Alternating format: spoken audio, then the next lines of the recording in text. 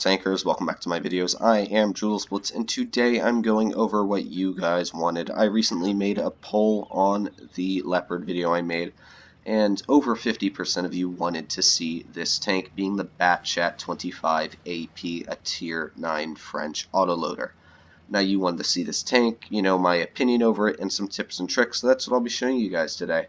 And really, I'm going to cut right to the chase. I do love this tank. This is probably my favorite tier 9, or it's definitely up there on my top 3. It's very quick, and it's still got that same Batchat-like playstyle of the other two tanks, the AMX 1390 and the Batchat TN25. It's just really such a fun vehicle to run, and, you know, if you guys are working your way up the Batchat line, this is an excellent taste of what the tier 10 is like.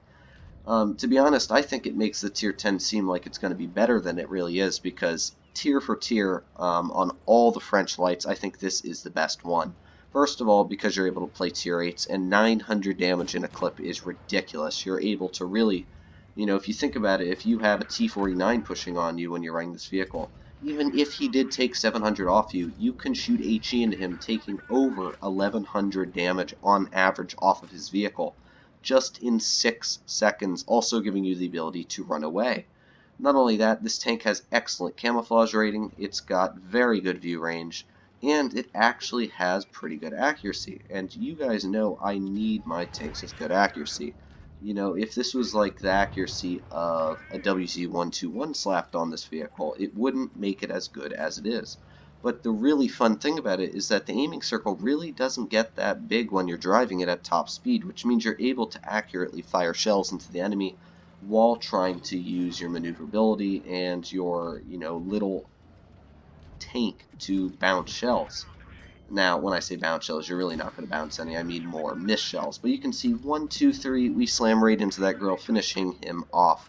Just as easy as that. And that's a tier 10 tank destroyer. All because he shot me earlier. I just wanted to get some sweet revenge, and we did get it, and that wasn't even shooting high explosive. We could have easily taken off more hit points of him if he did have more. And that's really why I love this vehicle, is just because it's so versatile at the tier it's stuck at. It's like the tier 10. You know, it doesn't have as good armor. I think that's the main issue with it. It's just the armor. The speed really doesn't affect me that much from the tier 10 and the tier 9. I mean, yeah, the tier 10, the tier 9.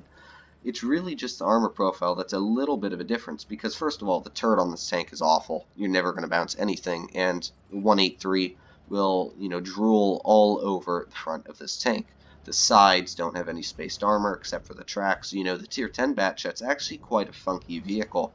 The side plating of it, there's just that little strip on the sides you can shoot at with HE. Other than that, you're really not going to be able to have an easy time penning it. You know, the tracks are going to absorb most of the high explosive. The turret's pretty funky on the Batchat too, because it's very small and the angles on it are kind of funky. This tank's just not as bouncy. The Batchat can actually bounce shots. This tank, don't expect it. Look how weak the armor is on it. I'm aiming at a counterpart right there. Really has absolutely zero armor. But you can see what I'm doing there is, even though I only had 243 hit points, and I know that Batchat could have killed me, because this tank has such quick speed and it's such a little target, I'm able to jerk it back and forth. And because of the great accuracy it has, I know I'm able to outplay that player back up and forth, making him miss his 2 shells on my turret, and I'm able to easily aim them right into his turret because he was sitting still. And that's a little tip you want to use when running this vehicle, is you want to run it back and forth. You never want to sit still in a light tank. If you get spotted and you want to shoot somebody, don't sit still in it. If you're sitting still, first of all the enemy tank destroyers want to take you out. They know that, first of all, you're going to spot them when you shoot. You're going to be able to flank them, and pretty much they're going to be able to shoot high explosive at you. Those are the tanks that want to take you out. Mediums easily take out your Batchats. You know, they will wait until you clip, or even if you're clipping them out. If you think about it, a 140 can shoot 2 shells into you when you shoot your whole clip into him, and then he'll push on you and kill you. So you need to play it strategically. If you push on tanks that you know will outdamage per minute you in the long run and are smart enough to push on you after you've shot your clip off, you will die. You need to push it, you know, correspondingly with your team. You need to see where the enemy team's going, and I'll get a little more in depth with that in the second replay, and let's get stuck into it.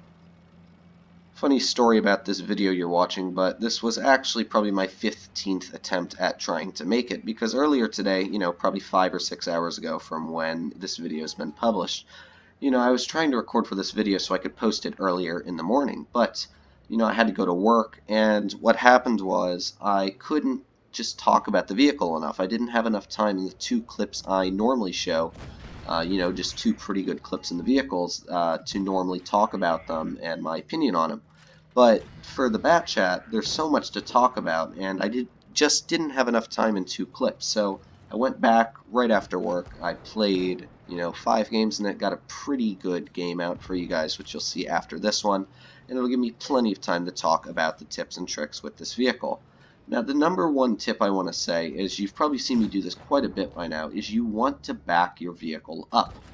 When you're trying to shoot at people, when you're at bushes, when you're spotting, really you just want to back it up always, because what that does is, first of all, if somebody's going to shoot at you, when you back it up, you're able to shoot back at them because your turret's at the back of the tank, which makes sense. So if you back it up, and it's not like a mouse where if you back it up you're showing your weak sides, this tank's entire armor is weak, so there's no point to show the front over the back. The whole thing is high explosivable. So what I do is I usually pull out backwards, which first of all makes me have the same chance of shooting the enemy as they do as me, because my turret's really far at the back of my tank. Second of all, what that does is, if I manage to spot anything, or I see anything that's really just deadly and is going to demolish me immediately, what it gives me the ability to do is just jam my finger on the forwards button, and that's going to make me just scoot forwards really quickly, because this tank has an excellent power to weight ratio. So I'm just going to scoot right back behind the wall into cover. So that's going to give me a great advantage, not to mention I'll probably outspot the enemy before they even spot me. So I might even be able to snap a shot in, then I'll back up, reload the clip, pull back out, and do it again. And this tank has pretty good accuracy, you can see. However, I do get some bad RNG when I'm aiming at this KV4. You can see here, 1 miss, and come on, are we going to get the second one? And no, we don't. It goes a little high and ricochets off the KV4 turret. But you can see, really, in a Tier 8 match, this thing is almost to the point of overpowered. Now, I know it's not. I know you can easily take this thing out, and especially most players aren't like me on the battlefield. They don't know what they're doing. They're going to drive right up to you, say, ooh, I can do 900 damage, and I'll be like, oh, well, I can do 900 damage in my T95, and reload your clip, and they're dead. If you're a skilled player, you can easily get an 80% win rate in this tank, in my opinion, just because you can spot for your team, you can tell them where to go, you can really coordinate how to win a battle. And let me get stuck into that final replay just to show you how well you can easily do that. But yeah, coordinating battles is really a big thing with lights, because pretty much where you go decides 50% of the factor of the entire winning of your battle. And you may well think, well, how is that possible? Well, if you think about it, where you push your light tank, first of all, you are spotting for the enemy. I mean, your team, not the enemy, I hope not. But you're spotting for your team, which means that when you push, you can see, I always talk about this bush. I always push my mediums here, because look at this. I've spotted 1, 2, 3 vehicles already I've spotted. That's really important, because what that does is, when you're able to spot vehicles, the team knows where the enemy is, which means that your team's not going to give you cover fire. And that's really a big help, because not only are you spotting and keeping enemies lit that you want to shoot at, but your tank destroyers now have targets to shoot at. And you can see that Foch wanted to shoot me. You can still see him thinking about shooting me. And I'm just going to use that to my advantage by sitting here waiting for him to finally give up and realize I'm not going to pull out. He probably thinks maybe I ran away. I'm going to wait for him to shoot, and there you go. He shot. He's going to push forwards. Now's my chance. 1 shell into him. I can see he's not turning his vehicle to aim at me. 2 shells in him. I do get hit, but it's by the T-54, so I know that I'm able to shoot that Foch a 3rd time. And there you go. 1,200 damage we've already dealt, and we've pretty much ruined that Foch's game. He had a pretty good chance there of demolishing that FV4-202 because I was able to lower him so much that Foch was just no threat to that FV. And now you can see I'm just going to wait here again, and I'm keeping these guys spotted. Every time they peek their armor out, I'm spotting them. Boom. Get a nice shell right into that T-54. Is he going to pull out again? No. But you can see I distracted him, which means that my team has more time to cooperate, to work together, to be able to figure out, okay, what am I going to do here? Again, E50M targets me, bounces his shell. I'm able to put another shell into him. And now you can see I've got 3 enemy vehicles that wanted to take me out there for a second. And what that causes is it just causes chaos on the enemy team, because if they're all targeting you, your entire team is going to be targeting them. And, you know, when you've got 3 teammates targeting the one guy that's targeting at you, you can just get spotted, you know, maybe take 1 hit for the team, and or just even get spotted and back up, and that enemy's going to be so focused on you that they're literally going to sacrifice all of their hit points just to try and get a shot on your light tank. And you've probably noticed that, and that's probably why you might not do well in your light tank, is because people just target them so much. They're like, oh my god, it's a light tank, I can shoot it with high explosive, I can kill it.